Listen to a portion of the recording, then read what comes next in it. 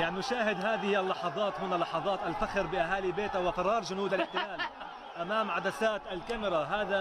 هذا الفرار لجنود الاحتلال الآن أمام عدسات كاميرا تلفزيون فلسطين، وهذه الهبة من أهالي البلدة. هذه هي بيتا باختصار، يعني هذه هي الصورة تلخص بيتا فعليا بكل المعاني التي سطرتها هذه البلدة على مدار سنوات الصراع مع الاحتلال. ليس فقط هذا اليوم، نتحدث عن عقود طويلة. هذه البلدة لم تتوقف خلال هذه العقود الطويلة عن دائما تسطير أروع الصور هنا في مواجهة الاحتلال، البسالة، الشجاعة هنا، الإقدام في مواجهة جنود الاحتلال. هكذا يفر الجنود دائما. ليست المرة الأولى فعليا التي نوثق فيها فرار جنود الاحتلال من شبان بيتا. هؤلاء الشبان العزل فعليا، لا يملكون الحجارة، لا يملكون الإرادة فعليا أمام جيش مدجج بمختلف أشكال الأسلحة. فر الجنود هكذا الآن أمام هؤلاء الشبان، أمام هذه الحجارة المقدسة هنا.